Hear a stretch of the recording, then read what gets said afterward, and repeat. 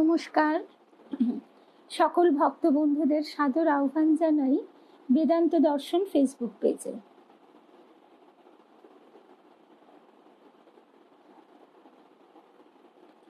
বেদান্ত দর্শন ফেসবুক পেজে আমরা প্রতি মঙ্গলবার 8:30 থেকে প্রাচীন ভারতের সাধক সাধিকা প্রসঙ্গ অনুধ্যান শুনছি। এখন আমরা শুনছি আদি শঙ্করাচার্যের কথা। আদি শঙ্করাচার্যের কথা এর আগে আমরা তিনটি পর্ব অতিক্রম করেছি, তবে তৃতীয় পর্বে আমাদের ওই গ্লোবাল আউটেজের ফলে সেদিন আমাদের প্রসঙ্গ সম্পূর্ণ হয়নি। নিবেদিতা, শুভ সন্ধ্যা।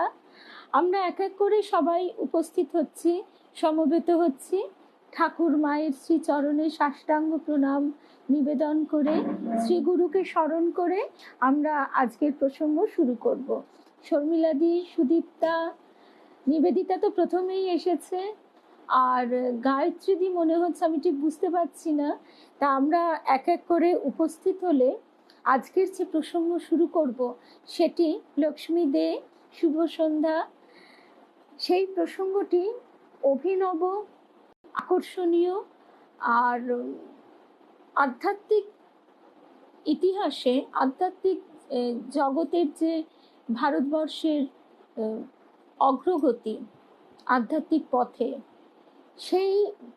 সেখান থেকে আমরা জানতে পারবো যে কতটা ঐশ্বর্যবান আমরা, কতটা রিচ, মানে সমৃদ্ধশালী ট্র্যাডিশন, ঐতিহ্য আমরা ইনহেরিট করছি। সেটা আমাদের বিশেষভাবে বোঝা দরকার। আর ঠাকুরের কথামৃত পড়তে পড়তে বারবার আমরা দেখতে পাই এই অদ্বৈত জ্ঞানের প্রসঙ্গ। অদ্বৈত জ্ঞান হচ্ছে চূড়ান্ত অবস্থার সঙ্গে পরিচিত হওয়া। অদ্বৈত জ্ঞানী শঙ্করাচার্যের যে অসীম জ্ঞান, সেই জ্ঞানের সমাবেশ আমরা ঠাকুরের মধ্যে পেয়েছিলাম। তিনি অবতারও বরিষ্ঠ, তার ভিতরে শঙ্করের জ্ঞানের পূর্ণ প্রকাশ আমরা দেখেছিলাম। কিন্তু ঠাকুর এত সহজভাবে বিষয়টি আমাদের বুঝিয়েছেন যে আমরা আমাদের উপযুক্ত, যার যতটা আধার উপযুক্ত, সে কিন্তু সেইভাবেই সেটা বোঝার পথে অগ্রসর হতে পারে। তার জন্য প্রচুর শাস্ত্র পাঠের প্রয়োজন হয় না। এই কথামৃত, শ্রী শ্রী রামকৃষ্ণ কথামৃত আমরা যদি পুঙ্খানুপুঙ্খ প্রতিদিন পড়তে থাকি, পড়তে পড়তে অন্তত 10 বছর বাদে দেখব যে আমাদের বোধের কতটা পরিবর্তন ঘটেছে। একই কথা বারবার পড়তে পড়তে আমাদের অন্তরেই তার তত্ত্বটি প্রকাশিত হয়। আর শঙ্করাচার্যের যে তার অনেক অনেক কাহিনীও আমরা টুকটাক ছোট করে শুনি বটে, কিন্তু আজকে যে কাহিনীটি শুনবো সেই কাহিনীটি অত্যন্ত চমকপ্রদ। কি আসলে আমরা এই স্থূল জগতের উপর যে আধিপত্য বিস্তার করেছি বিজ্ঞানের সাহায্যে, সেই স্থূল আধিপত্যের মধ্যে দিয়ে চলতে চলতে আমরা যে সূক্ষ্ম জগতের কথাটা ভুলে গেছি অনেকাংশে। এখানে আমরা দেখতে পাবো যে এই সূক্ষ্ম জগতের শক্তি কতখানি। যেমন রবীন্দ্রনাথ, তিনি একটি প্রবন্ধে বলছেন যে আমরা ভোরের বেলা দেখলাম একটি পুষ্প প্রস্ফুটিত হয়েছে, একটি কুসুম ফুল প্রস্ফুটিত হয়েছে, কিন্তু সেই ফুলটি ফোটার পিছনে যে শক্তির ক্রিয়াশীলতা, সেইটির সম্পর্কে আমরা অবগত হই না। সুতরাং আমাদের যে কোনো কিছুর প্রকাশের অন্তরালে যে সূক্ষ্ম শক্তিটি রয়েছে সে কথা আমাদের স্বীকার করতেই হয়। আজকে আমরা সেই মূল প্রসঙ্গে তাহলে এবার চলে আসি। মিনুদি, শুভ সন্ধ্যা। রূপা, তোমাকে খুব মিস করেছি গো। কালকেও সে কথা বলছিলাম যে রূপার সঙ্গে দেখা হবে, এক্সপেক্ট করেছিলাম। টিঙ্কু, শুভ সন্ধ্যা। শিবানী, রিমা, মৌসুমী, শ্রাবণী, মিতা, অনিতা, সুদীপ্তা তো এসেই গেছে। শুভ সন্ধ্যা। আমরা আগের দিন যেখানে শেষ করেছিলাম, আর সিদ্ধার্থকে দেখতে পাচ্ছিলাম, সিদ্ধার্থ এই প্রসঙ্গটি অত্যন্ত, মানে প্রত্যেক দিনই থাকে এই প্রসঙ্গটি। সেদিন শুনতে শুনতে বলছিল যে 8টা থেকে হলে ওর খুব সুবিধে হয়, 8টা বা 8:30। তা আজকে আমরা দেখছি যে আদি শঙ্করাচার্য তিনি যখন হিমালয় থেকে সারা ভারতবর্ষে বেদান্ত প্রচারের জন্য বেরিয়ে পড়েছেন। শুভ সন্ধ্যা সুস্মিতা, শর্মিলাদি। সুস্মিতা, শুভ সন্ধ্যা। সেই সময় তিনি সমস্ত পণ্ডিতদের আহ্বান করছেন যে তার সঙ্গে যেন তারা বাগযুদ্ধে, তার যে ভাষ্য এবং ব্যাখ্যা, তার সঙ্গে তর্কে আহ্বান করছেন। যদি তারা সেটি স্বীকার করে নেন শঙ্করের ভাষ্য, তাহলে কি হবে, তার পক্ষে বড় বড় পণ্ডিতরা যখন তার ভাষ্য স্বীকার করবেন, তখন সেই বেদান্তের প্রচার অনেক সহজ হবে। সারা ভারতে স্থাপন করতে হবে বেদান্তের ধর্ম। তার গুরুর এই নির্দেশ, অদ্বৈতবাদের পতাকা উড্ডীন করতে হবে। শঙ্কর কুমারিল ভট্টের তখন জয় জয়কার। এবারে সেই মীমাংসা দর্শনের শ্রেষ্ঠ আচার্য চোল দেশীয় পণ্ডিত কুমারিল ভট্টের সঙ্গে শঙ্করাচার্যের সাক্ষাৎ হচ্ছে। যাগযজ্ঞ সমন্বিত বৈদিক কর্মকাণ্ডের পুনঃপ্রতিষ্ঠা করাই তার জীবনের প্রধান ব্রত। বৌদ্ধ ও জৈন ধর্মের বিখ্যাত নেতারা তার বিরাট প্রতিভার সামনে একের পর এক মস্তক অবনত করেছেন। প্রয়াগধামে গিয়ে শঙ্কর কুমারিলের ও এই তো সোমা, শুভ সন্ধ্যা, মিতা, একদম দিদিদের ভাই, একদম। আচ্ছা, আমি তারপর প্রয়াগধামে গিয়ে শঙ্কর কুমারিলের সম্মুখীন হলেন। সম্ভাষণের পর দৃঢ় স্বরে বললেন, মহাত্মন, আপনার সঙ্গে সাক্ষাৎ করব বলেই এখানে আমি এসেছি। বেদান্তের অদ্বৈত সিদ্ধান্ত প্রচারের জন্য আমি সারা ভারত ভ্রমণ করে বেড়াচ্ছি, কিন্তু আপনার মতো দিগ্বিজয়ী শাস্ত্রবিদের স্বীকৃতি না পেলে তো আমার কাজ অগ্রসর হবে না। আমি জানি আপনি বেদের কর্মকাণ্ডের শ্রেষ্ঠ সমর্থক, কিন্তু আজ আমি আপনাকে আমার মতবাদী গ্রহণ করাতে চাই। পরাস্ত হবার পর আপনি আমার ভাষ্যের একটি বর্তিক রচনা করে দিন। আপনার মতো মহাপণ্ডিতকে দিয়ে এটা করাতে পারলে তবেই অদ্বৈতবাদ সুপ্রতিষ্ঠিত হতে পারে। কুমারিল ভট্টের রাগে চোখ দুটো ধকধক করে জ্বলে উঠল। শঙ্করের আপাদমস্তক নির্নিমেষে তিনি নিরীক্ষণ করতে লাগলেন। কে কে ষোড়শ বর্ষীয় তরুণ সন্ন্যাসী? কোথায় সে এমন দুঃসাহস পেল? এ কি তার ঔদ্ধত্য না দৈবী প্রতিভার শক্তি? ভট্টপাদের শিষ্যেরা, মানে কুমারিল ভট্টের শিষ্যেরা উত্তেজিত হয়ে উঠেছে। শঙ্কর ও তার অনুগামীদের সকলকে ঘিরে দাঁড়ালেন। শঙ্করের পরিচয় সেখানে প্রকাশ পেল। কুমারিল ভট্ট বললেন, আচার্য, আমি জানি আপনি গোবিন্দপাদ স্বামীর শিষ্য। আপনার অলৌকিক প্রতিভা ও শক্তির কথাও আমি শুনেছি। উত্তরাখণ্ড থেকে যে ভাষ্যাদি আপনি রচনা করেছেন তার খ্যাতিও সারা দেশে সর্বত্র প্রচারিত হয়েছে। শুভ সন্ধ্যা শুভ্রাদি, রিনাদি, শুভ সন্ধ্যা রেণুকাদি, শুভ সন্ধ্যা। নিজের রচিত প্রধান ভাষ্য কয়টি দেখিয়ে শঙ্কর বললেন, ভট্টপাদ, আমার এই গ্রন্থগুলি পড়ে আপনাকে আজ আমার সিদ্ধান্ত মেনে নিতে হবে, তা নইলে তো চলবে না। কিন্তু আচার্য, আপনি বড় অসময়ে এসে পড়েছেন, বললেন কুমারিল ভট্ট।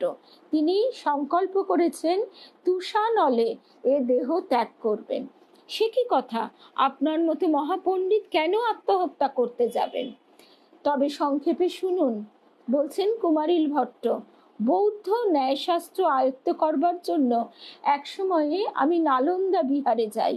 সেখানে আচার্য ধর্মকীর্তির কাছে কয়েক বৎসর অধ্যয়ন করি। আমার এই বৌদ্ধ আচার্য অবশেষে একদিন আমার কাছেই বিচারে পরাভূত হন। তারপর ক্ষোভে দুঃখে তুষানলে তিনি প্রাণ ত্যাগ করেন। তাহলে একটা জিনিস আমরা কিন্তু লক্ষ্য করছি যে এরা সবাই মস্ত বড় পণ্ডিত, কিন্তু এদের অহমিকাও তেমনই প্রচন্ড। যেমন পাণ্ডিত্যও প্রচন্ড, তেমনি অহমিকাও প্রচন্ড। তারপর ক্ষোভে দুঃখে তিনি তুষানলে প্রাণ ত্যাগ করেন। আজ আমার এই জীবন সায়ান্নে সেই গুরুবধের প্রায়শ্চিত্ত করব বলে স্থির করেছি, বলছেন শিষ্য কুমারিল ভট্ট। সামনে ওই তুষের ঢিবি দেখতে পাচ্ছেন, এখনই আমি তাতে আরোহণ করব, আগুন জেলে আত্মাহুতি দেব। কিন্তু মহাত্মন, আমার প্রার্থিত বিচার আপনি যদি এড়িয়ে যান তাহলে যে আপনার অপযশ ঘোষিত হবে। শুভ সন্ধ্যা বন্ধু। একদম, থ্যাংক ইউ সিদ্ধার্থ। না আচার্য, সেজন্য চিন্তা নেই, বিচারের ব্যবস্থা আমি করেই যাচ্ছি, বলছেন কুমারিল ভট্ট। বেদের পুনঃপ্রতিষ্ঠার জন্য আমি আজীবন চেষ্টা করে এসেছি। বৌদ্ধ, জৈন প্রভৃতি অবৈদিকদের উচ্ছেদ করতেই আমার বেশিরভাগ সময় ব্যয়িত হয়েছে। অবসর আমি মোটেই পাইনি। আসলে পূর্ণাঙ্গ বেদের প্রতিষ্ঠাই হচ্ছে আমার কাম্য। এদিক দিয়ে আপনার ও আমার মতবাদ ধীরে ধীরে পরস্পরের কাছে এগিয়ে আসবে, এই আশাই আমি করি। আপনি এবার আমার শিষ্য মণ্ডন মিশ্রের কাছে যান। শিষ্য হলেও সে আমার শ্রদ্ধার পাত্র। প্রতিভা ও বিচার নৈপুণ্য তার অতুলনীয়। মণ্ডন আপনার কাছে পরাস্ত হলে ধরে নেবেন আমারই পরাজয় ঘটেছে। বৈদিক জগতের অন্যতম শ্রেষ্ঠ পণ্ডিত কুমারিল এরপর ধীরে ধীরে অগ্নিকুণ্ডে প্রবেশ করলেন। দক্ষিণের মাহিষ্মতি নগরে পণ্ডিত মণ্ডন মিশ্রের বাস।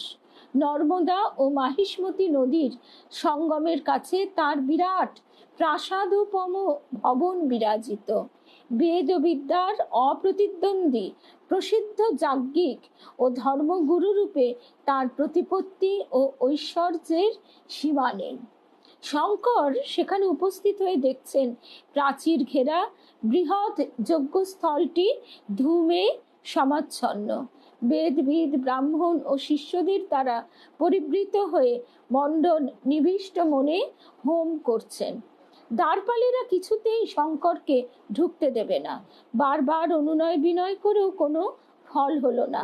তিনি মহাক্রুদ্ধ হয়ে উঠলেন। কথিত আছে শঙ্কর এই সময় তার বিভূতি প্রকাশ করতে বাধ্য হন। বিভূতি মানে তার যে সূক্ষ্ম শক্তি। যোগ বলে শূন্য পথে উঠে অবলীলায় তিনি প্রাচীর অতিক্রম করেন। মণ্ডন মিশ্র প্রতাপশালী যাজ্ঞিক, বহু ধনী ব্যক্তি ও রাজারাজরা তার শিষ্য। এরা কেউ কখনো তার অনুমতি ব্যতীত যজ্ঞক্ষেত্রে প্রবেশ করেন না।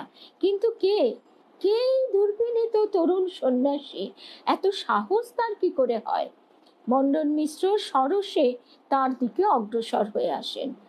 শঙ্কর প্রশান্ত কণ্ঠে বললেন, আচার্যবর, আমার সঙ্গে আপনার পরিচয় নেই। আমি মহাযোগী গোবিন্দপাদ স্বামীর শিষ্য শঙ্করাচার্য। আপনাকে বিচার দ্বন্দ্বে আহ্বান করতেই আমি আজ এখানে এসেছি। সেদিন আমার গুরু ভট্টপাদ কুমারিলকে পরাস্ত করতে গিয়েছিলাম, কিন্তু তার সুযোগ পাইনি। মরদেহ ত্যাগ করার আগে তিনি বলে গিয়েছেন আপনার পরাজয় নাকি তারই পরাজয় বলে গণ্য হবে। আমি চাই বেদের কর্মকাণ্ড ছেড়ে আপনি আমার প্রচারিত জ্ঞান সাধনা ও অদ্বৈত বেদান্ত গ্রহণ করুন। বিস্মিত ক্রুদ্ধ মণ্ডন এক দৃষ্টে চেয়ে আছেন আর ভাবছেন অর্বাচীন সন্ন্যাসী জানে না কার সঙ্গে সে কথা বলছে। কিন্তু মণ্ডন মিশ্রের ভুল ভাঙতে বেশি দেরি হয়নি। শুভ সন্ধ্যা। কিছুটা আলাপ করেই বুঝলেন এই তরুণ সামান্য ব্যক্তি নয়, অলৌকিক শক্তিতে সে শক্তিমান। তাছাড়া ওই আহ্বান শোনার পর তর্কযুদ্ধে না নেমে উপায় নেই। মণ্ডন বলছেন, জ্যোতিবর, জ্যোতি মানে সন্ন্যাসী, জ্যোতিবর মানে জ্যোতি শ্রেষ্ঠ, সন্ন্যাসী শ্রেষ্ঠ, আপনার বিচার দ্বন্দ্বের এই আহ্বান আমি গ্রহণ করলাম। কিন্তু আগে থাকতে ঠিক করা হোক যিনি পরাস্ত হবেন তাকে কি দণ্ড নিতে হবে। দৃপ্ত ভঙ্গিতে শঙ্কর উত্তর দিলেন, আচার্য, শর্ত রইল তাকে গ্রহণ করতে হবে বিজয়ী প্রতিদ্বন্দ্বীর শিষ্যত্ব। আপনি যদি হেরে যান আমাকে গুরু পদে বরণ করবেন। গার্হস্থ্য ছেড়ে সন্ন্যাস ধর্ম নেবেন, আর আমি পরাভূত হলে নেব আপনার শিষ্যত্ব। এই দণ্ড কমণ্ডলু চিরতরে ত্যাগ করব। উত্তম কথা, কিন্তু এই বিচার সভায় মধ্যস্থ কে হবেন? আচার্য, বহু স্থানে আপনার সহধর্মিনী উভয় ভারতী দেবীর খ্যাতির কথা আমি শুনে এসেছি। এ বিচার সভার নেত্রী হয়ে তিনি করুন জয় পরাজয় নির্ধারণ। এ প্রস্তাব আবার ভেবে দেখুন। উভয় ভারতী একে নারী, তার ওপর আমারই গৃহিণী, তার কাছে সুবিচার পাবেন বলে কি আপনার বিশ্বাস আছে? বলছেন মণ্ডন মিশ্র। মণ্ডন মিশ্রের সহধর্মিনী উভয় ভারতী দেবী, তাকেই বিচারকের আসন গ্রহণ করতে বলছেন। এবং তাতে মণ্ডন মিশ্র এইভাবে বলছেন যে দেখুন, আপনি ভেবে দেখুন যে আপনি সুবিচার পাবেন কিনা। তখন শঙ্করাচার্য বলছেন, হ্যাঁ, আমি জেনেছি আপনার স্ত্রী শুধু অসামান্য মনীষা ও শাস্ত্র জ্ঞানেরই অধিকারিণী নন, সত্যনিষ্ঠার দিক দিয়েও তার তুলনা বিরল। আমার ইচ্ছে তিনি আমাদের মধ্যস্থ হন। মণ্ডল এই প্রস্তাব মেনে নিলেন। এরপর মাহিষ্মতি নগরের পণ্ডিত সমাজের সম্মুখে উভয়ের এই বিচার বিতর্ক চলে প্রায় 18 দিন ব্যাপিয়া। বিচারের শেষে উভয় ভারতী আচার্য শঙ্করেরই জয় ঘোষণা করলেন। পরাক্রান্ত বেদবিদ মণ্ডন মিশ্রের এই পরাজয়ে চারিদিকে আলোড়ন পড়ে গেল। শঙ্করের আননে ফুটে উঠেছে জয় গৌরবের আনন্দ। বৈদিক কর্মকাণ্ডের শ্রেষ্ঠ আচার্য আজ তার কাছে পরাজিত। এর ফলে অদ্বৈতবাদ প্রচারের যে প্রধান বাধাটি, সেটি অপসারিত হয়ে গেল। মণ্ডনকে এবার তার শিষ্যত্ব গ্রহণ করতেই হবে। সন্ন্যাস দীক্ষা দেবার জন্য শঙ্কর উদ্যোগী হলেন। ইন্টারেস্টিং রীনাদি, এরপরে অপেক্ষা করো। আজকের পাঠটি আমরা যদি একটু বেশি সময়ও লাগে, এই অংশটুকু আমরা কিন্তু সম্পূর্ণ শেষ করব। বাধা দিয়ে উভয় ভারতী বললেন, জ্যোতিবর একটু থামুন, এখনই কিন্তু আমার স্বামীকে আপনি সন্ন্যাস গ্রহণ করাতে পারেন না। স্বামীর অর্ধাঙ্গিনী আমি, কই আমাকে তো এখনো অবধি আপনি তর্কযুদ্ধে হারাতে পারেননি। ভেবে দেখতে গেলে প্রকৃতপক্ষে আপনার জয় হয়েছে অর্ধ সমাপ্ত। তবে আসুন, এবার আমি আপনাকে আহ্বান করছি শাস্ত্র বিচারে। বড় অদ্ভুত এই দ্বন্দ্ব আহ্বান। যৌক্তিকতা এর কিছু থাক বা না থাক, শঙ্কর এ দ্বন্দ্ব এড়িয়ে যেতে পারলেন না। কারণ একজন নারী যখন তাকে আহ্বান করছেন তর্কযুদ্ধে, এবং অবশ্যই আমাদের হিন্দু শাস্ত্র মতে স্বামীর সহধর্মিনী স্ত্রী, তিনি যখন স্বামীকে রক্ষা করবার জন্য এগিয়ে এসেছেন, তখন তো তাকে এই দ্বন্দ্বে যে আহ্বান গ্রহণ করতেই হবে। উভয় ভারতীকে পরাস্ত করে শুধু মণ্ডন গৃহেই নয়, সারা দক্ষিণ দেশে তাকে বেদান্তের জয় পতাকা ওড়াতে হবে। এই তীব্র জেদ নিয়ে তিনি সেই আহ্বান গ্রহণ করলেন, অ্যাকসেপ্ট করলেন। সহাস্যে শঙ্কর বললেন, আচার্য পত্নী, এ আহ্বান গ্রহণ করলাম আমি, কিন্তু কোন শাস্ত্র নিয়ে বিচার হবে আপনিই তা ঠিক করুন। জ্যোতিবর, আমাদের এ তর্কযুদ্ধ হবে কাম শাস্ত্র নিয়ে। শঙ্কর চমকে উঠলেন, এ আবার কি কথা? বিশাল শাস্ত্র বারিধির তুলনায় এই যে কুপোদক, বারিধি মানে সমুদ্র, আর কুপোদক মানে কুয়োর জল, কোথায় সমুদ্র আর এই কামশাস্ত্র, এটা হচ্ছে এতটাই ডিফারেন্স, একটা কুয়োর জলের মতো। তাছাড়া আজীবন তিনি ব্রহ্মচর্য ও সন্ন্যাস ব্রত নিয়ে আছেন, শেষটায় কি কামশাস্ত্রের বিচারে তাকে অবতীর্ণ হতে হবে? তার পক্ষে এ যে বড় কঠিন ব্যাপার, তিনি তো প্রমাদ গুনলেন। কামশাস্ত্রের মধ্যে চতুষ্ষষ্টি কলা মানে 64 কলা ও পড়ে। নৃত্য, গীত, তারপর থট রিডিং যেটাকে বলা হয়, মানে অন্যের মনের কথা বুঝে নেওয়া, ইত্যাদি ইত্যাদি। অর্থাৎ কামশাস্ত্র আমাদের কাছে মনে হয় আমাদের পক্ষে যথেষ্ট বিস্তৃত, কিন্তু ওই যে শঙ্করাচার্য বলছেন বিশাল শাস্ত্র বারিধি, সেই শাস্ত্রের যে বিশাল অগাধ সমুদ্র, সে জায়গায় কুয়োর জলের মতো এতটুকু। সানুনয়ে তিনি বললেন, দেবী, আমার একান্ত অনুরোধ, দয়া করে এই বিষয়বস্তু ছেড়ে অন্য কিছু নিয়ে আপনি তর্ক করুন।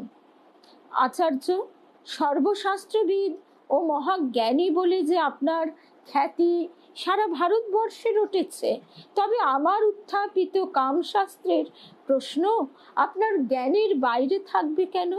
তাছাড়া আপনি ব্রহ্মবিদ। বলুন তো, এ আলোচনা করতে আপনার মনে শঙ্কাই বা কেন ওঠে? আরও একটা কথা, আমার স্বামী তার শর্ত অনুযায়ী আপনার কাছে সন্ন্যাস নিতে যাচ্ছেন। তার আগে আমি পরীক্ষা করতে চাই আপনার জ্ঞানের পরিধি কতটা, আর আপনার যোগ সামর্থ্যই বা কতটুকু। শঙ্করকে এই নারী প্রতিদ্বন্দ্বীর আহ্বান গ্রহণ করতেই হলো, কিন্তু প্রস্তুতির জন্য তিনি 1 মাস সময় নিলেন। এবার কি হলো? মাহিষ্মতি নগরের উপকণ্ঠে এক অরণ্যে আচার্য শঙ্কর সেদিন শিষ্যগণ সহ বসে আছেন। আসন্ন বিচারের কথা ভেবে তিনি বড় চিন্তাকুল। কামশাস্ত্রের শুধু তাত্ত্বিক দিক জানলেই তো জয়ী হতে পারবেন না, এই শাস্ত্রের ব্যবহারিক দিকটি সম্বন্ধে যে তিনি অজ্ঞ। প্রত্যক্ষ অনুভূতি ও জ্ঞান ছাড়া এই প্রতিভাশালিনী নারীর সম্মুখে কতক্ষণ আর তিনি টিকতে পারবেন? নিজে তিনি আজন্ম ব্রহ্মচারী, কাজেই তার পক্ষে প্রস্তুত হওয়ার একমাত্র পথ পরকায়ায় প্রবেশ, অর্থাৎ অন্য কারোর দেহের মাধ্যমে এই তত্ত্বের ব্যবহারিক দিকটি আয়ত্ত করতে হবে। অর্থাৎ আমরা যে এক একটা দেহে বাস করছি, তিনি ব্রহ্মজ্ঞানী, সুতরাং তার কাছে এই দেহটি একটি আবাসস্থল মাত্র। শুভ সন্ধ্যা। আবাসস্থল মাত্র। আমরা যেমন একটা বাড়িতে বাস করতে করতে সেই বাড়ি থেকে বেরিয়ে যখন আরেকটা বাড়িতে চলে যাই, ঠিক সেই রকম তিনিও ঠিক করলেন আচার্য শঙ্কর যে এই যে দেহে তিনি বাস করছেন, এই দেহটি তিনি তুলে রাখবেন। তিনি যৌগিক ক্রিয়ার মাধ্যমে, আমরা যোগীবর শ্যামাচরণ লাহিড়ীর ক্ষেত্রেও এই প্রসঙ্গ একটু একটু শুনেছি, আরো বিস্তারিত শুনব। তিনি এই দেহ থেকে আত্মাকে বার করে নেবেন। তো কিন্তু সেই সুযোগ কোথায়? তিনি কি করে অন্যের দেহে প্রবেশ করবেন? ভাগ্যক্রমে এক অচিরে এক অদ্ভুত যোগাযোগ ঘটে গেল। সংবাদ এলো অদূরে বনের ভেতর এক শব মানে মৃতদেহ সৎকারের আয়োজন করা হচ্ছে। মৃতদেহটি অমরুক নামে এক তরুণ রাজার। আচার্য অমনি স্থির করলেন এই সুযোগ ছাড়া হবে না। গহন বনের মধ্যে দিয়ে চলেছে দীর্ঘ পাহাড়ের শ্রেণী। তার এক দুর্গম গুহায় উপনীত হয়ে শিষ্যদের বললেন, দেখো, মণ্ডন পত্নীর বিদ্যা দর্প আমাকে চূর্ণ করতেই হবে, নইলে বেদান্ত প্রচারের ব্রত আমাদের অসমাপ্ত থেকে যাবে। এখনই যোগ বলে আমি ওই মৃত রাজার দেহে প্রবেশ করছি। 1 মাস শেষ হবার আগেই আমার নিজ দেহে ফিরে আসব। তোমরা এ কদিন আমার পরিত্যক্ত দেহকে সতর্কভাবে পাহারা দেবে। সাবধান, এই গুপ্ত স্থানের সন্ধান কেউ যেন না পায়, কেউ যেন এ দেহ স্পর্শ না করে।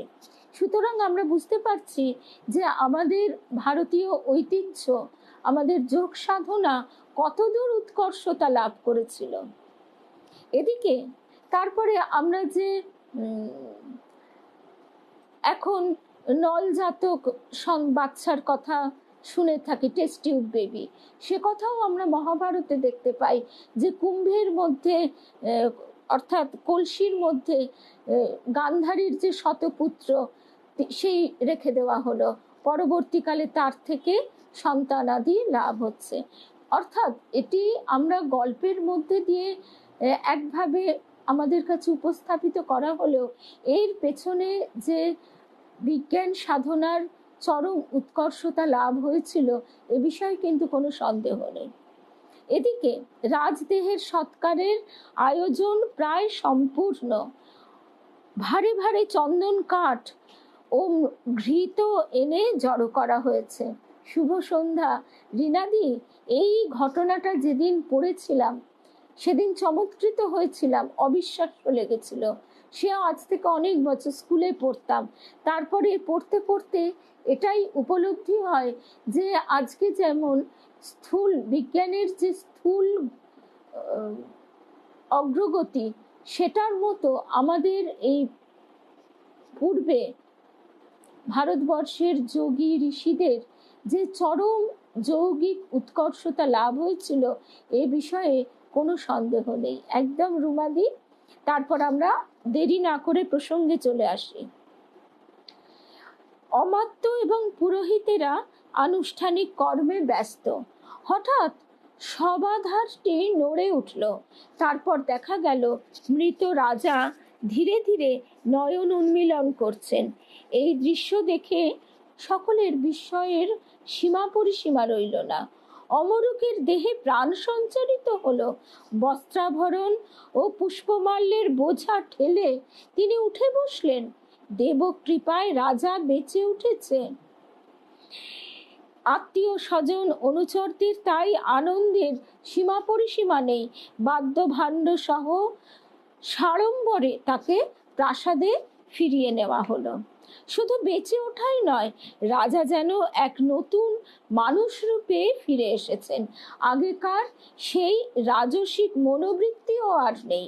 সাধারণভাবে কি দেখা যায়, রাজার রাজসিক মনোবৃত্তি অর্থাৎ ভোগী, তার মনের মধ্যে ভোগ প্রবৃত্তি এইগুলির ভাবটাই বেশি। কিন্তু যেহেতু শঙ্করাচার্য তার দেহে প্রবেশ করেছেন, তাই ভোগ সুখ আর বিলাস ব্যসনের সামনে রাজা আজকাল বড় সংকুচিত হয়ে পড়েন। রাজকার্যে বুদ্ধিমত্তা ও জ্ঞানের প্রকাশ দেখা যায়, কিন্তু সেই কূট কৌশলী রাজাকে তো আর পাওয়া যাচ্ছে না। রাজমহিষীর সন্দেহ জাগলো। তিনি রাজার মৃতদেহে উপলব্ধি করলেন যোগ বিভূতি সম্পন্ন কোনো মহাপুরুষ কি প্রবেশ করেছেন। কারণ এতদিন তিনি রাজাকে যেরকম ভোগী দেখেছেন, আজকে তো তিনি আর রাজমহিষী রাজাকে সেই রূপে দেখছেন না। মন্ত্রীর মনেও অনুরূপ চিন্তা জেগে উঠল। কেন? কারণ রাজাদের মধ্যে নৃশংসতা থাকে, তাদের মধ্যে ছলা কলা ইত্যাদির মাধ্যমে অত্যাচারের মধ্যে দিয়ে প্রজাদের কাছ থেকে খাজনা আদায়ের একটা নির্মম অভ্যাস থাকে। কিন্তু এখন রানীও দেখলেন রাজাকে আর সেই আগের মতন ভোগী, সেই মনোবৃত্তির মতন আর তো দেখতে পাচ্ছি না। মন্ত্রীও দেখলেন, যারা তার এই যে দুজন তার অত্যন্ত কাছের মানুষ, তারা এই দুটি দিকই দেখলেন যেন আমূল পরিবর্তিত হয়ে গেছে। তখন রানী এবং মন্ত্রী দুজনে পরামর্শ করলেন, সূক্ষ্ম লোকাচারী যোগী বা সন্ন্যাসী নিশ্চয়ই এই দেহে বিহার করছেন, আর তাকে ফিরে যেতে দেওয়া হবে না। যে কোনো উপায়ে রাজাকে জীবিত রাখতেই হবে। মন্ত্রীবর প্রবীণ কূট বুদ্ধি, তার বিশ্বাস পরকায়ায় প্রবেশে সমর্থ যোগীর নিজস্ব দেহ নিশ্চয়ই কোনো নিভৃত অঞ্চলে সংরক্ষিত আছে। অর্থাৎ এই বিষয়টি, এই শাস্ত্রটি সম্পর্কে সাধারণ মানুষও যথেষ্ট ওয়াকিবহাল ছিলেন। তারা শাস্ত্রটিতে হয়তো পারদর্শী ছিলেন না। যেমন আজকে আমাদের কাছে কিছুই বিস্ময়কর নয় মহাকাশে মানুষের যে মহাকাশযান পাঠানো ইত্যাদি, আমরা সেগুলি করতে জানি না, আমরা সেই বিদ্যায় পারদর্শী নই। কিন্তু যারা নভোচারী যারা, তারা যে এই বিদ্যায় পারদর্শী এবং এটা আমাদের কাছে বিস্ময়কর নয়, তেমনি এই পরকায়া প্রবেশটি সম্পর্কে রানী বা মন্ত্রী যারা শাস্ত্র পড়েছেন তাদের কাছে এটা অবিশ্বাস্য নয়। তখন মন্ত্রী এবার বলছেন যে খুঁজে বের করে সবার আগে সেই যোগীর দেহটি বিনষ্ট করতে হবে। তবেই রাজদেহবাসী সূক্ষ্ম দেহ সাধক আর তার এই বর্তমান যে আধার সেই রাজদেহটি ছেড়ে যেতে পারবেন না। কঠোর আদেশ প্রচার হলো, যে কোনো যোগী বা সন্ন্যাসীর মৃতদেহ দেখলে তখনই তা যেন পুড়িয়ে ফেলা হয়। রাজার অনুচরেরা সমস্ত জায়গা আতিপাতি করে খুঁজলেন, এবং এরকম যে ঘটতে পারে সেটা শঙ্করাচার্য নিজেও আগেই ভেবেছিলেন। সেই জন্যে তিনি এক দুর্গম জায়গায় দেহটি লুকিয়ে রেখেছিলেন। শঙ্করের শিষ্যেরা ভীত হলেন, কোনো মতে একবার যদি তারা গুরুদেবের দেহের সন্ধান পায় তাহলে তো আর রক্ষা নেই। প্রধান শিষ্য পদ্মপাদ ঠিক করলেন আর বিলম্ব করা উচিত নয়, সময় থাকতে আচার্যকে সতর্ক করা দরকার। ভিক্ষার্থী রূপে কয়েকজন গুরু ভ্রাতা সহ অমরুকের কাছে উপস্থিত হলেন।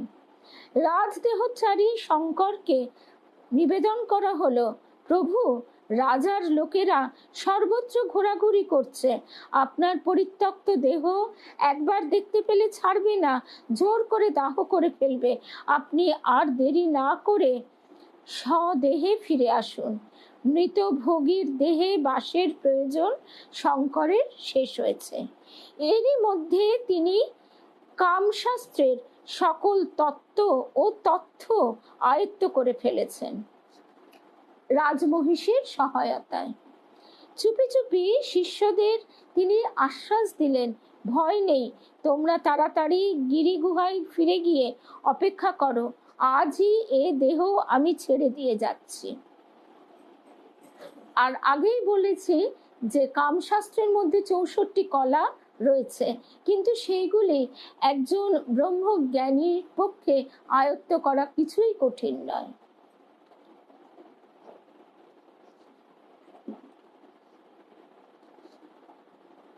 শুভ সন্ধ্যা। এদিকে কিন্তু যে বিপদের আশঙ্কা করা গিয়েছিল তাই ঘটল। একদল রাজসৈন্য বনের মধ্যে এতজন সন্ন্যাসীকে একই সঙ্গে থাকতে দেখে সন্দেহ করলেন।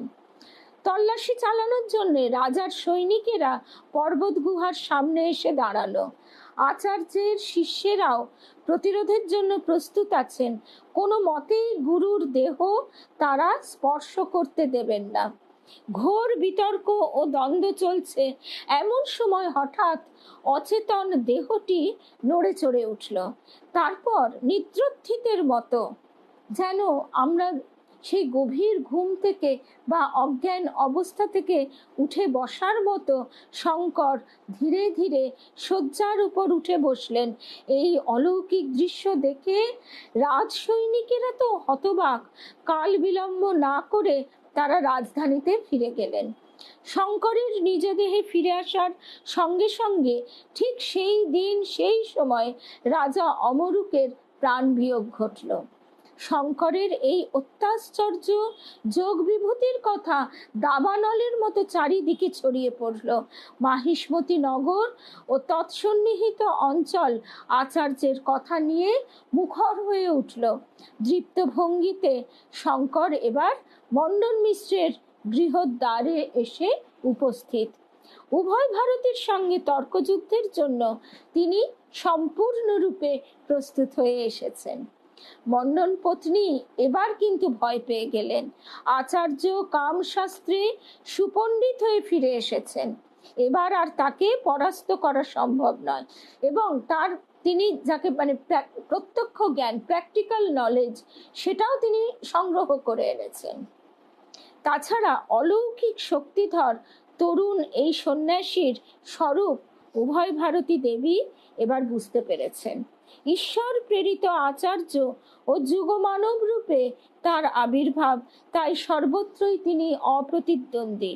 উভয় ভারতী যুক্ত করে পরাজয় স্বীকার করলেন। কথিত আছে এর অল্পকাল পরেই মহীয়সী মহিলা যোগ বলে দেহত্যাগ করেন। সুতরাং আমরা বুঝতে পারছি যে সেই সময় এই যোগ সাধনা ঘরে ঘরে বিপুলভাবে প্রচারিত ছিল, এবং সেগুলি রীতিমতো তারা আয়ত্ত করেছিল, কি নারী কি পুরুষ। শঙ্করকে গুরুরূপে বরণ করে মণ্ডন তার কাছেই সন্ন্যাস দীক্ষা গ্রহণ করলেন। তার নামকরণ হলো সুরেশ্বরাচার্য। ভারতের অন্যতম শ্রেষ্ঠ বৈদান্তিক রূপে উত্তরকালে তিনি প্রসিদ্ধি লাভ করেন। মণ্ডন মিশ্রের অনেক অনেক ধন্যবাদ। মণ্ডন মিশ্রের পরাজয়ের ফল এবার সুদূর প্রসারী হয়ে উঠল স্বভাবতই। সারা দাক্ষিণাত্যের পণ্ডিত সমাজে শঙ্করের অদ্বৈত বেদান্তের প্রভাব অচিরে বিস্তারিত হয়। আমাদের ভারতবর্ষে দাক্ষিণাত্যের যে ট্র্যাডিশন, ঐতিহ্য সর্বদিকে, সে শিল্পকলা থেকে শুরু করে প্রতিটি ক্ষেত্রে চরম সীমায় পৌঁছেছে। সেইখানে যখন শঙ্করাচার্যের প্রভাব ছড়িয়ে পড়ল, স্বভাবতই এই ভারতবর্ষের তখন বিস্তৃত অঞ্চল ব্যাপী যে ভারতবর্ষের সীমারেখা, সেই সমস্ত জায়গায় শঙ্করাচার্যের অদ্বৈত জ্ঞানের যে ভাষ্য তা প্রচারিত হলো, মানুষ তা সাদরে গ্রহণ করলেন। বেদের কর্মকাণ্ডের পরিবর্তে জ্ঞানমার্গীয় শাস্ত্র ও সাধনার ধারা নতুন করে উৎসারিত হলো। নিজের মতবাদ প্রচারের জন্য শঙ্কর এই সময় নাসিক, পনহারপুর অঞ্চল পরিভ্রমণ করতে থাকেন। তারপর দিগ্বিজয়ীর আচার্য রূপে উপনীত হন শ্রীশৈলে। পুণ্যতোয়া কৃষ্ণা ও তুঙ্গভদ্রার সঙ্গম স্থলে এখানকার শৈলচূড়ায় এক জাগ্রত শিবলিঙ্গ বিরাজিত। মল্লিকার্জুন নামে পৌরাণিক কাল থেকে এর প্রসিদ্ধি। এই শিবলিঙ্গকে কেন্দ্র করে বহু শাক্ত, শৈব ও কাপালিক সাধক এখানে তপস্যারত রয়েছেন। শক্তিধর আচার্য শঙ্করের সামনে তাদের অনেকেই সেদিন মস্তক অবনত করেছিল। উগ্র ভৈরব নামে এক প্রবীণ কাপালিক এখানে সাধনা করেন। এই অঞ্চলে শিষ্য ও অনুচরের সংখ্যা তার কম নয়। শঙ্করের বেদান্তবাদের তিনি ঘোর বিরোধী। তাছাড়া দিগ্বিজয়ী তরুণ আচার্যের প্রভাব তার কাছে অসহ্য হয়ে পড়েছে।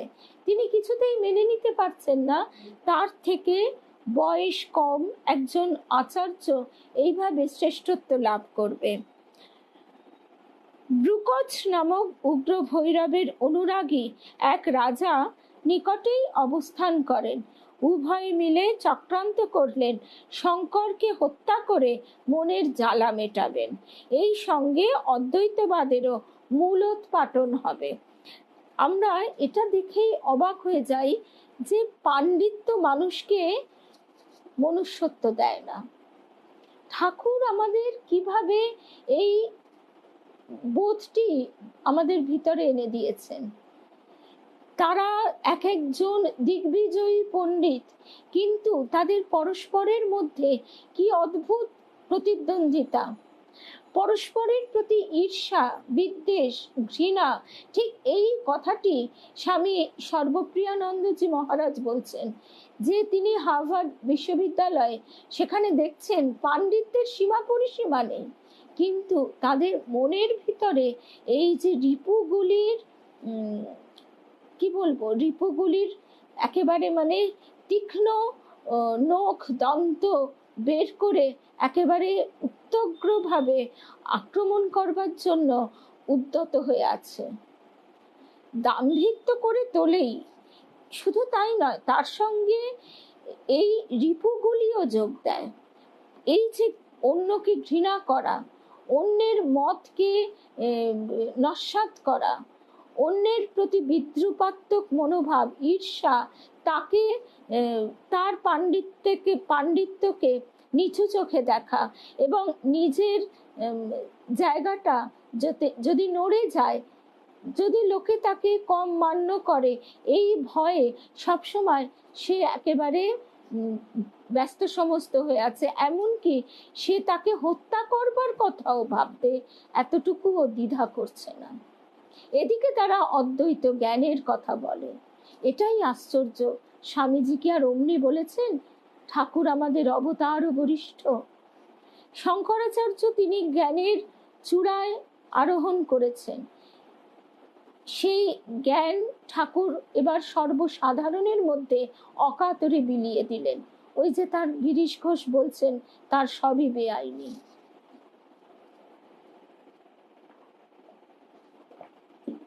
হ্যাঁ, সবাই মনে করছে, ঠাকুর বলছেন আমি বড়, মানে আমার ঘড়ি ঠিক চলছে, আমি যে কথা বলছি সেটাই ঠিক।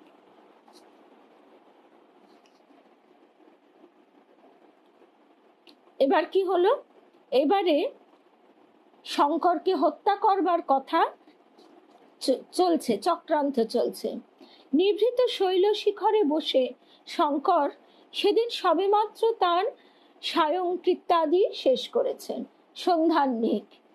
এমন সময় ব্রুকচের প্রেরিত একদল আততায়ী হঠাৎ তাকে আক্রমণ করে বন্দি করে দূরস্থিত এক পর্বত গুহায় টেনে নেয়। মান যশের তীব্র আকাঙ্ক্ষা, একদম অমাবস্যার দুর্ভেদ্য অন্ধকার, কাপালিকের অনুচরগণ মশালের আলোয় বর্ষার ঝকঝকে তীক্ষ্ণ ফলক নিয়ে প্রেতের মতো ঘিরে ফেলল। নিকটেই গুহার ভিতর বিরাজিত মহাভৈরব বিগ্রহ। এই পীঠস্থানে আচার্যকে বলি দিয়ে সকলে তাদের প্রতিহিংসার বাসনা পূর্ণ করবে। আমরা ভাবতেই পারি না, একদম ঠাকুর শকুনের সঙ্গে তারা অনেক উঁচুতে ওঠে, একদম রেণুকাদি, যে অথচ নজর ভাগাড়ের দিকে। স্বামী সর্বপ্রিয়ানন্দজি মহারাজও বলছেন যে হার্ভার্ড বিশ্ববিদ্যালয় তারা মানে পাণ্ডিত্যে তাদের তুলনা নেই, কিন্তু নিচতাতেও তাদের তুলনা নেই। সেই নিচতার প্রকাশ আমরা এখানেও দেখছি। ঈর্ষা, বিদ্বেষ, হত্যা করা, মান যশের জন্য তারা কি না করতে পারে। এদিকে শঙ্করের শিষ্যেরা সবাই চিন্তাকুল হয়ে পড়েছেন।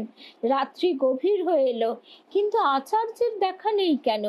নিভৃতে কোথাও কি ধ্যানমগ্ন হয়ে বসে আছেন? এই নতুন জায়গায় কি কোনো বিপদে পড়েছেন কি জানি। কুটিরের এক প্রান্তে শিষ্য পদ্মপাদও বহুক্ষণ যাবৎ ধ্যানস্থ ছিলেন।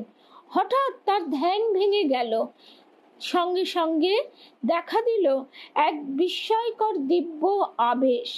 তেজোদীপ্ত কণ্ঠে প্রচন্ড হুঙ্কার দিয়ে তিনি বাইরে ছুটে এলেন। পদ্মপাদও তীব্র হুঙ্কার দিয়ে ছুটে এলেন। আচার্য, শিষ্য ও অনুগামীরা ব্যগ্রভাবে তাকে অনুসরণ করে চললেন। দুর্গম পার্বত্য অঞ্চলের অনেকটা পথ চলে আসার পর সকলে উপনীত হলেন ভৈরব গুহায়। ইতিমধ্যে আচার্যকে হত্যা করার সমস্ত আয়োজন আততায়ীরা করে ফেলেছে। ক্রুদ্ধ শিষ্যেরা প্রচন্ড বিক্রমে তাদের আক্রমণ করলো। হঠাৎ 10 দিক সচকিত করে ধ্বনিত হলো ভাবাবিষ্ট পদ্মপাদের হুঙ্কার। প্রচন্ড বিক্রমে নিমেষ মধ্যে কাপালিকদের মধ্যে তিনি ঝাঁপিয়ে পড়লেন। শঙ্করকে বধ করার জন্য রাখা হয়েছে সিন্দুর চর্চিত এক বৃহৎ খড়গ। আমরা ভাবতে পারি আজকের যুগে, আজকে আমরা বলি বটে চারিদিকে এত অন্যায়, এত অবিচার, কিন্তু এই অন্যায় অবিচার চিরকালই প্রকাশিত।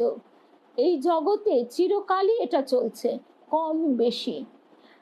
এবং এটা যেহেতু 900 খ্রিস্টাব্দের কথা, সেহেতু এটি কলিরই সময়। কলি যুগে বলা হচ্ছে 3 ভাগ পাপ, 1 ভাগ পুণ্য। আজকে ঠাকুরের আগমনের সঙ্গে সঙ্গে সত্য যুগের যে সূচনা হয়েছে এ বিষয়ে কোনো সন্দেহ নেই। আজকে তার কৃপায় আমরা সেই আলোর স্রোতের মধ্যে পড়েছি। ভাবা যায় শঙ্করাচার্য তাকে এইভাবে হত্যা করবার জন্য কিভাবে তারা চক্রান্ত করেছে, এবং শঙ্করের শিষ্যেরা তারাও এইভাবে প্রতিরোধ ব্যবস্থা গড়ে তুলছেন। এটা কি আমরা ভাবতে পারি একটা শিক্ষিত মানুষের আচরণ? এরা তো শিক্ষিত, শঙ্করকে বধ করার জন্য রাখা হয়েছে সিন্দুর চর্চিত এক বৃহৎ খড়গ। বিদ্যুৎ বেগে খড়গটি তুলে নিয়ে পদ্মপাদ কাপালিক গুরুর গলায় বসিয়ে দিলেন। দুষ্ট বুদ্ধি উগ্র ভৈরব ছিন্নমুণ্ড হয়ে ভূতলে পড়লেন, আর তার অনুচরেরা ঊর্ধ্বশ্বাসে সেখান থেকে পলায়ন করলো। পদ্মপাদের সেদিনকার এই ভাবনমত্ততা বড় বিস্ময়কর। এর কারণ নির্ণয়ের জন্য সকলে কৌতূহলী হয়ে উঠলেন। শোনা গেল সাধন জীবনের এইখানটাও খুব আকর্ষণীয় একটি অংশ। শোনা গেল এই গুরু পদ্মপাদ সাধন জীবনের গোড়ার দিকে নৃসিংহদেবের আরাধনায় রত হন। নৃসিংহদেবের আরাধনায় রত হন এবং সিদ্ধিলাভ ঘটে। সেই সময়ে তিনি বর লাভ করেছিলেন যে কোনো সত্যকার সংকটে নৃসিংহদেব স্বয়ং তার পরিত্রাতা রূপে আবির্ভূত হবেন। গুরুদেবের বিপদের দিনে আজ তাই তার মধ্যে ঘটেছে নৃসিংহদেবের সেই আবেশ।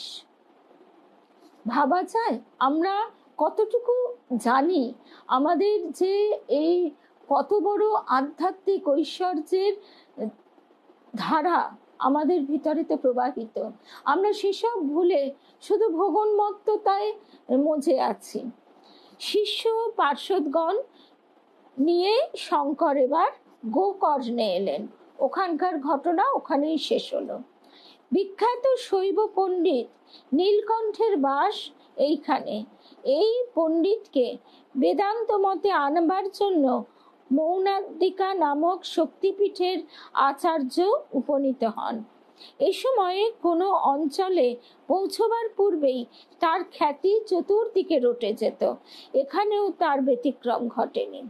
দেবী দর্শন শেষ করার পর শঙ্কর মন্দির ত্যাগ করেছেন। হঠাৎ দেখলেন অদূরে এক দরিদ্র ব্রাহ্মণ এবং তার স্ত্রী আকুল হয়ে কাঁদছেন। সম্মুখে শায়িত রয়েছে সদ্য মৃত এক বালক। এইটি তাদের একমাত্র পুত্র, সর্বস্ব ধন। শোকে দুঃখে স্বামী স্ত্রী একেবারে পাগলের মতো হয়েছেন। শঙ্করের অলৌকিক শক্তির কাহিনী তাদের কানেও পৌঁছেছে। তিনি আজ মন্দির দর্শনে আসবেন। উভয়ে তাই মৃত পুত্রটি কোলে নিয়ে এখানে বসে আছেন। আচার্যের চরণে লুটিয়ে পড়ে ব্রাহ্মণ এবং তার পত্নী মর্মভেদী কান্নায় ভেঙে পড়লেন। মহাপুরুষের হৃদয় বিগলিত হলো। ফুটে উঠল করুণা ঘন রূপ। দেবীর নির্মাল্যটি তখনও তার হাতে জড়ানো ছিল। মৃত বালকের শিরে সস্নেহে স্থাপন করলেন। মুহূর্ত মধ্যে দেখা গেল এক অলৌকিক দৃশ্য। বালকের চোখ দুটি এবং ঠোঁট কেঁপে উঠল। দেহ ধীরে ধীরে নড়ে চড়ে উঠল। মৃতের দেহে প্রাণ সঞ্চারিত হতে দেখে জনতা সোল্লাসে আচার্যের জয়ধ্বনি শুরু করে দিল। শঙ্কর তক্ষুনি দ্রুত পদে সেই স্থান ত্যাগ করলেন। তা না হলে মানুষ তো তাকে একেবারে ঘিরে ধরে পাগল করে দেবে। কারণ আমরা মৃত্যুকে মেনে নিতে কেউই পারি না। বিরাট ঐশ কর্মের গুরুভার রয়েছে শঙ্করাচার্যের মাথায়। তার গুরু দায়িত্ব দিয়েছেন। সামনে দীর্ঘায়িত বন্ধুর পথ। কারণ আমরা প্রথম থেকেই দেখতে পাচ্ছি যে কি কঠিন অবস্থার মধ্যে দিয়ে শঙ্করাচার্যকে অতিক্রম করতে হচ্ছে এক একটি বাধা।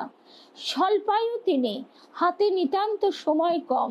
তাই এ সময় প্রায়ই কর্মক্ষেত্রে তাকে মনীষা ও বিদ্যাবত্তার সঙ্গে প্রকটিত করতে হয়েছে যোগ বিভূতির ঐশ্বর্য।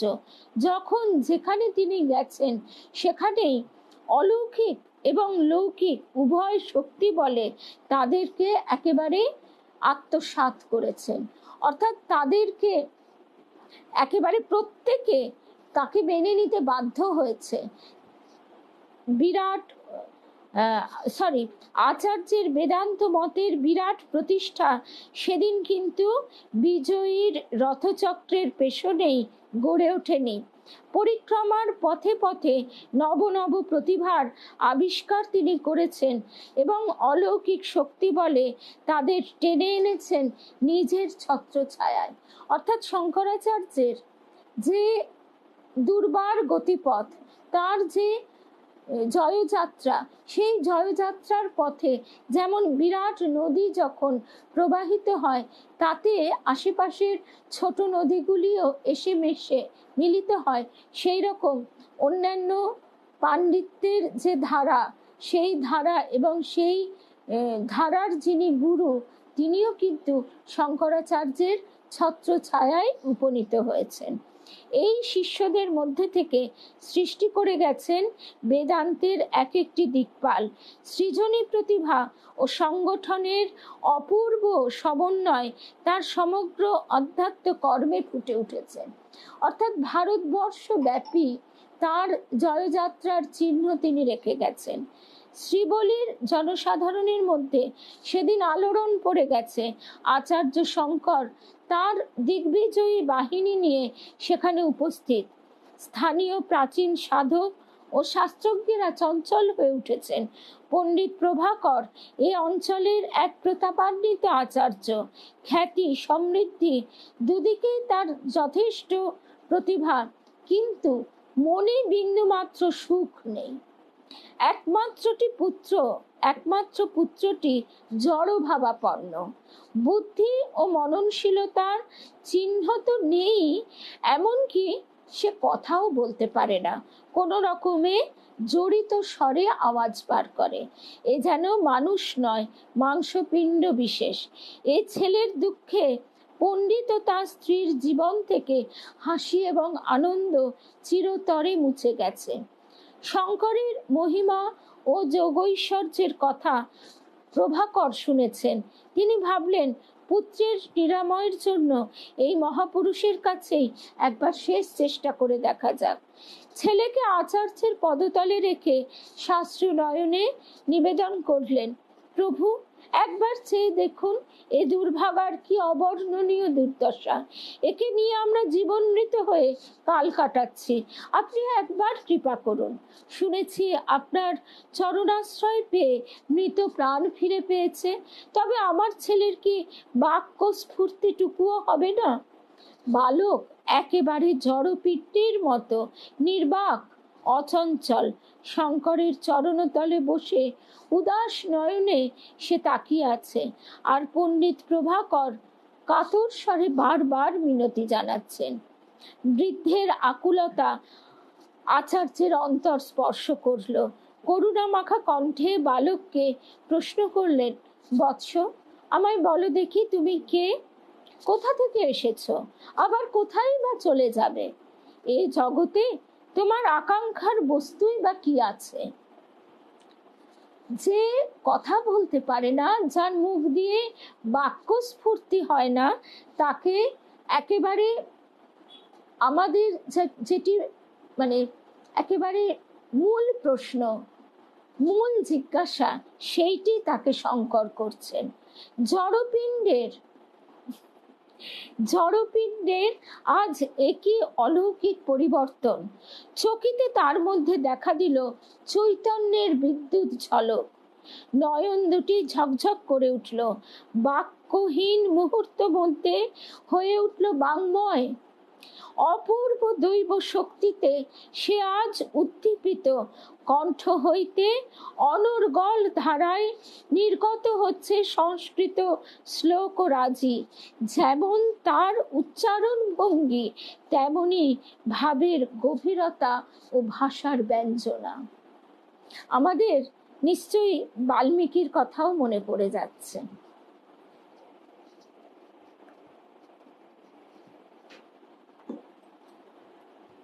বালকের পিতা প্রভাকর আর উপস্থিত দর্শনার্থীরা এই আশ্চর্য দৃশ্য দেখে একেবারে অবাক হয়ে গেছেন। শুধু তাই নয়, পদ্মপাদ, সুরেশ্বরাচার্য প্রভৃতি শঙ্করের দিকপাল শিষ্যরাও বিস্ময়ে একেবারে হতবাক। এই স্তোত্র রাশি যে অপরূপ, অনুপম আত্মস্বরূপ বোধের এমন বর্ণনা তারা আগে কখনো শোনেননি। ভাব গম্ভীর কণ্ঠে শঙ্কর শিষ্যদের বললেন, তোমরা সবাই শুনে রাখো, এ হচ্ছে হস্তামলক স্তোত্র। এর নিহিতার্থ উপলব্ধি করতে পারলে সাধকের কাছে আত্মজ্ঞান হয়ে ওঠে সহজবোধ্য, করধৃত আমলকি ফলের ন্যায় তা আয়ত্তে এসে পড়ে। তোমরা সবাই এ চৈতন্যময় স্তোত্র রোজ অভ্যাস করবে। অকর্মণ্য জড়ভরত পুত্রের এ কি অপ্রত্যাশিত রূপান্তর! পণ্ডিত প্রভাকর ভাবাবেগে আত্মহারা হয়ে গেছেন। দুই চোখ দিয়ে অবিরাম পুলকাশ্রু ঝরছে। স্নিগ্ধ মধুর কণ্ঠে শঙ্কর বললেন, পণ্ডিত, আপনার এই পুত্র সামান্য নয়, অসামান্য, জড়পিণ্ড মোটেই নয়।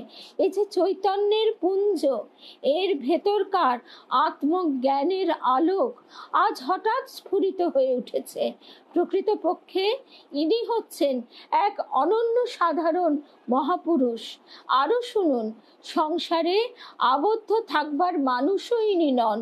আপনার কোনো প্রয়োজনেও কখনো আসবেন না। একে আমার হাতেই সঁপে দিতে হবে। আজ থেকে আমি এর ভার গ্রহণ করলাম। পণ্ডিত প্রভাকরের নয়নে আবার দেখা দিল অশ্রুধারা। স্বামী স্ত্রী এবার পুলকের অশ্রু নয়, স্বামী স্ত্রীর এবার পুলকের অশ্রু নয়, দুঃখের। পুত্রের জন্য এতদিনের যে মর্মভেদী যন্ত্রণা তারা সহ্য করেছেন, তা এবার সফল হলো। তাদের পুত্র সামর্থ্য লাভ করলো, শুধু নয়, অসামান্য সামর্থ্য লাভ করলো। স্বাভাবিক অবস্থায় তারা ফিরে পেলেন। কিন্তু শঙ্করের আবিষ্কৃত এই পরম জ্ঞানী বালক শিষ্য এখন থেকে তার কাছেই থাকবে। সন্ন্যাস দীক্ষা গ্রহণের পর এর নতুন নামকরণ হয় হস্তামলকাচার্য। পদ্মপাদ ও সুরেশ্বরাচার্যের মতোই শঙ্করের শিষ্যমণ্ডলীতে এর মর্যাদা ছিল অসামান্য। এরপর আচার্য শৃঙ্গেরিতে এসেছেন। এই অঞ্চলটি পৌরাণিক ঋষি বিভাণ্ডক ও ঋষ্যশৃঙ্গের তপস্যায় পবিত্র। একসময় শঙ্করের ইচ্ছা ছিল এখানে একটি আশ্রম গড়ে তুলবেন। এখানকার মনোরম পরিবেশ অন্তরঙ্গ শিষ্যেরা দেখে একেবারে উৎসাহিত হয়ে পড়লেন। এখানকার মনোরম পরিবেশ দেখে অন্তরঙ্গ শিষ্যেরা একেবারে উৎসাহিত হয়ে কর্ণাটকের রাজা সুধন্যার কাছে খবর প্রেরণ করলেন। ইতিমধ্যে রাজা সুধন্যা আচার্যের চরণে আত্মসমর্পণ করেছেন। এই রাজ্য ও তার শিষ্যদের উৎসাহে প্রতিষ্ঠিত হলো সুপ্রসিদ্ধ শৃঙ্গেরি মঠ।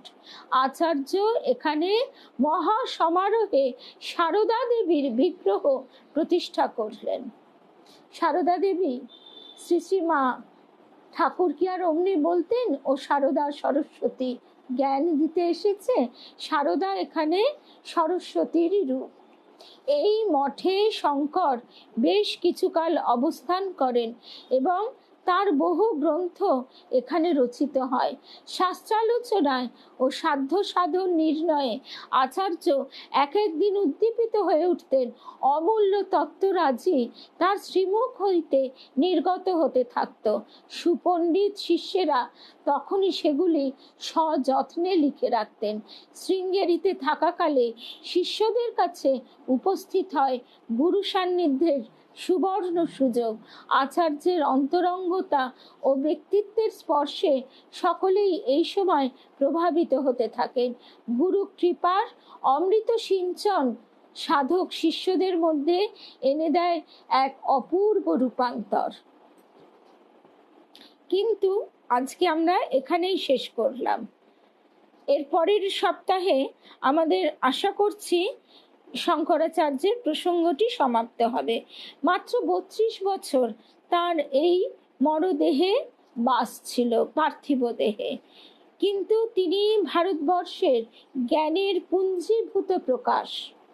আজকে আমরা এখানেই শেষ করলাম। সকল ভক্ত বন্ধুকে শুভরাত্রি জানাই। আর ঠাকুরের মধ্যে যে সেই জ্ঞানের পূর্ণ প্রকাশ আমরা দেখেছি, তিনি কত সহজবোধ্য ভাষায় আমাদের তিনি অকাতরে বিলিয়েছেন। এখন আমরা তার কাছে প্রার্থনা করি এই অমৃত যেন আমরা ধারণ করতে পারি। জ্ঞান মিশ্রিত ভক্তি আমাদের প্রার্থনা ঠাকুর মায়ের কাছে। আজকে তাহলে শ্রী রামকৃষ্ণময় শুভরাত্রি।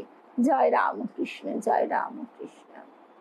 চিনুদি শুভরাত্রি। চিনুদি, মিতা, কেয়া, কুমকুম, নিবেদিতা, আর পলি শুভরাত্রি, সুদীপ্তা। আর আগামীকাল শুক্রবার না, সরি, আগামীকাল তো বুধবার, আজকে মঙ্গলবার। আগামীকাল বুধবার আমাদের সারা সন্ধে কাটবে মাতৃময়। প্রথমে আমরা শুনবো মায়ের কথা, তারপর গৌরী মায়ের কথা। সারাটি সন্ধে আমাদের মাতৃ নামে একেবারে পরিপূর্ণ হয়ে থাকবে। জয় রামকৃষ্ণ, জয় মা, জয় মা, জয় রাম।